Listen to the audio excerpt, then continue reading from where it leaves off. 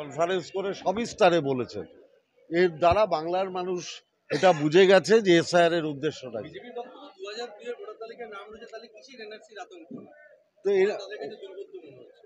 ও NRC এই ভদ্রলোক হয়তো মনে করেছিলেন, আমি তো বলতে পারবো না, সুইসাইড করার আগে আমার সাথে কথা বলেন, বিজেপি নেতাদের সাথে কথা বলেছিল কিনা আমি জানি না।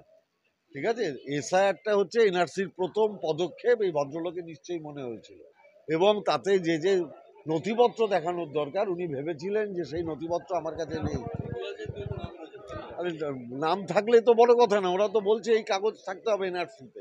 এনআরসি নাম তো সবারই আছে, অনেকের আছে, কিন্তু এনআরসির জন্য যে যে কাগজপত্র দরকার হয়তো সেই সব প্রয়োজনীয় নথি ওনার কাছে নেই, সেই ভয় পেয়ে তো উনি মারা গেছে। পরিবারের সদস্য বলছেন যে ওরা হাঁটা ছিল, অল্প লেখাপড়া জানতো, করে সুইসাইড করেছে। কে বলেছে? পরিবারের এক সদস্য। হতেই পারে না, মিথ্যা কথা বলছে।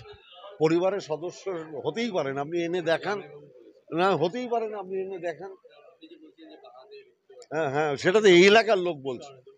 না না, ওনার ডান হাতে কোনো প্রবলেম ছিল, বাঁ হাতে লিখতো, বাঁ হাতে খেত, এই এলাকার সব লোক জানে।